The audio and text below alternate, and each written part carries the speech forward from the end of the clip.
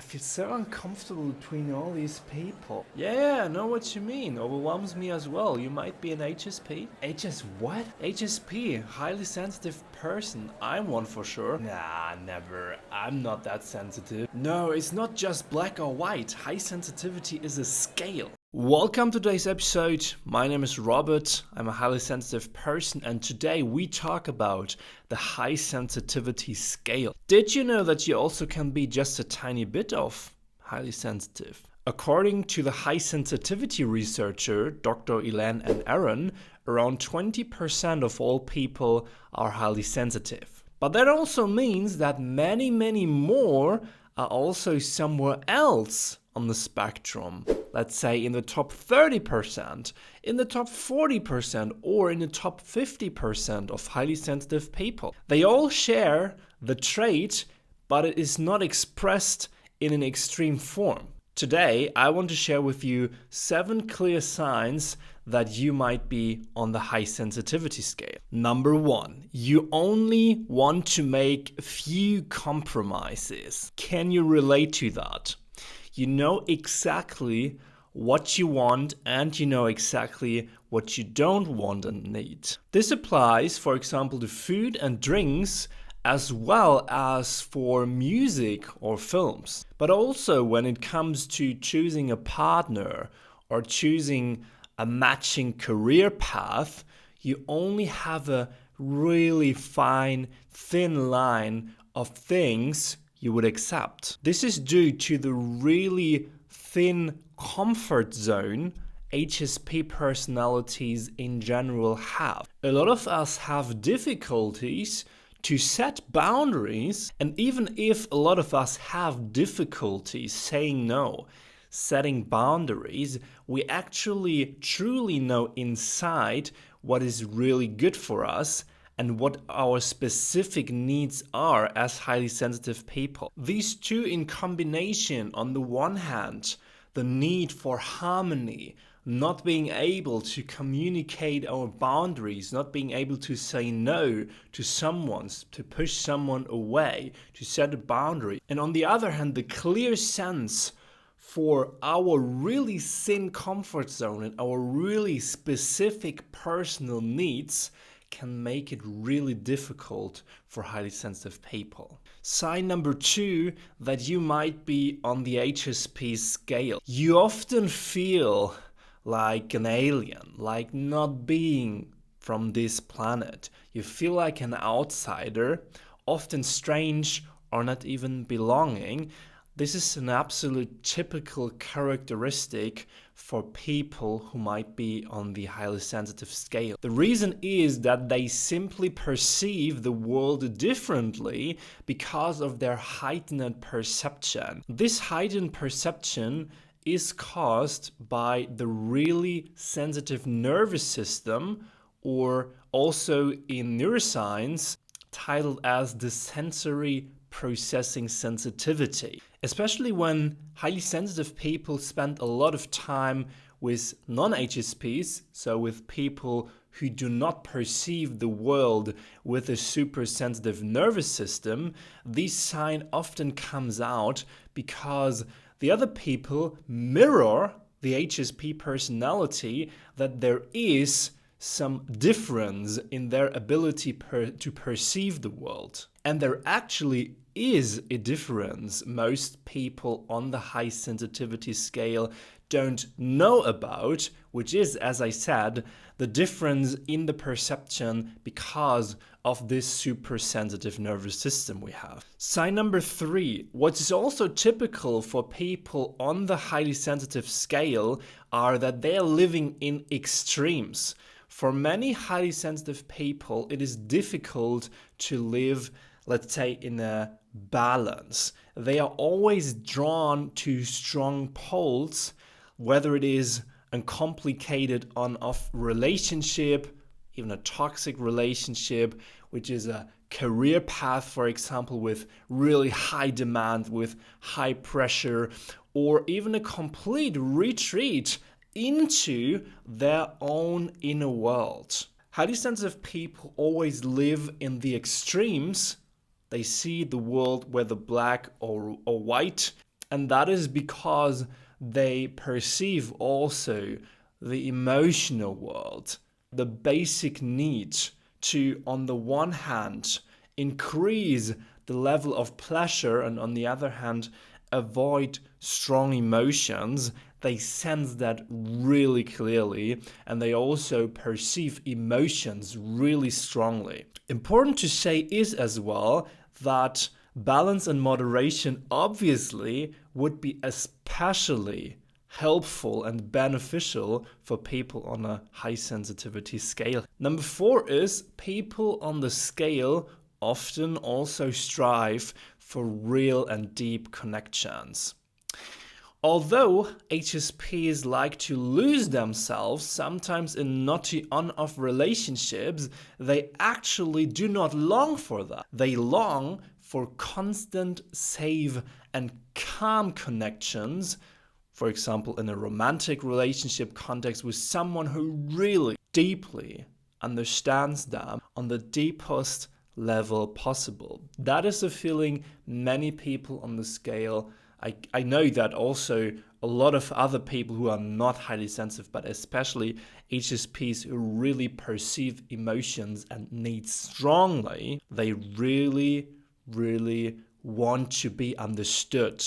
And that is also because they often feel like an alien, so they value an understandable partner, a really deep connection, way often more than non-HSPs would. They often still get lost in on-off relationships, in really naughty and toxic relationships, because highly sensitive people often are also really optimistic. They empathize with other people and they think that they might also could change other people to the good. They think they can change other people and make them more committable, because when they meet someone who gives them the feeling that they are understood, that they take them as they are, even if it's just a tiny bit, they really sense that there might be a possibility for that deep and meaningful connection that they long for. That's also a topic in the context of a relationship between highly sensitive people and a narcissist. I also did a video about that. I'll link it to you up here or in the description. Then there is number 5, which is your senses are really sensitive.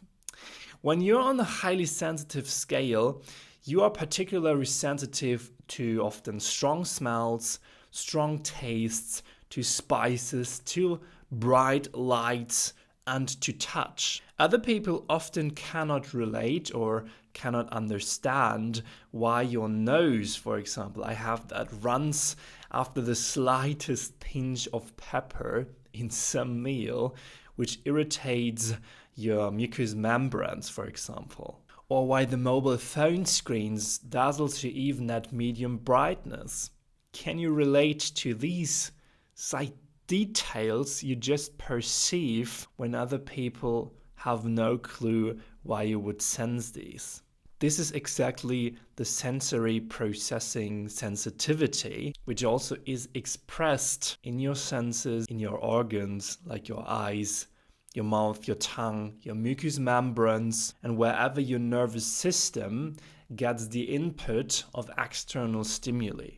Number 6, people on the HSP scale always have this inner feeling of being electrified. I made an episode about that called The Feeling Every HSP Knows But No One Can Put It Into Words. I link it to you up here and in the description. And I talk about exactly that feeling in this episode. Highly sensitive personalities always have this feeling of being slightly stressed because they are super aware of their environment and their nervous system is always, let's say, in kind of a slight emergency state. This can also lead to a kind of hypervigilance, which is that you are super aware of dangers around you, so your nervous system is always ready for fight or flight. That's a more extreme version of just feeling a bit of electrified, being ready to fight in a way. And this state especially occurs when you're a highly sensitive person, is among many other people. For example, in the city or at an event, this sensation, as I said, that you are always feeling a bit electrified, constantly stimulates your nervous system when you're among many people. And this is also why many people on the HSP scale often are a bit closer to overstimulation than non-HSP, because their central nervous system is already a bit stimulated when they're, for example, at an event. And this causes HSP personalities, obviously, to withdraw themselves more quickly when others are not overstimulated yet. And we have number 7, you struggle more with mental challenges. 50% of all therapy clients might be highly sensitive personalities.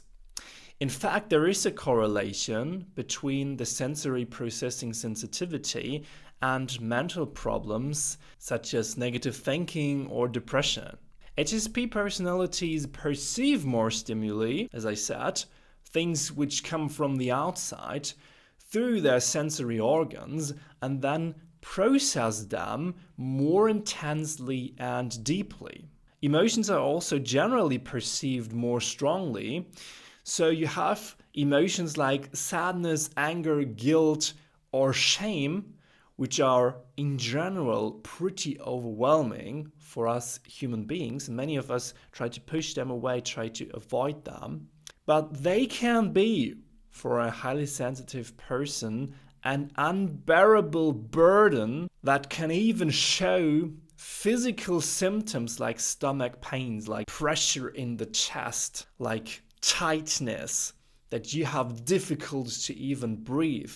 Your heart rate goes up. You feel completely filled up with these emotions, which even can cause panic. And this is why many of us highly sensitive people struggle more with physical symptoms, even with mental challenges causing these physical symptoms. So the majority of therapy seeking people, of therapy clients, are probably highly sensitive people, because our nervous system reacts more strongly to these emotions and is due to that more likely to create mental challenges such as, I said, depression or negative thinking. So being on a highly sensitive scale is obviously a two-sided coin here.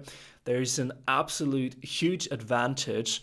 It's a superpower to perceive the world through highly sensitive eyes, because you have a lot of empathy, you have a lot of creativity in yourself. You can sense pretty clearly what you want and need. And on the other hand, it can also cause a lot of challenges because you feel like an alien. You feel like you're dealing with mental challenges more often than others. But after listening to these 7 signs, I'm pretty curious.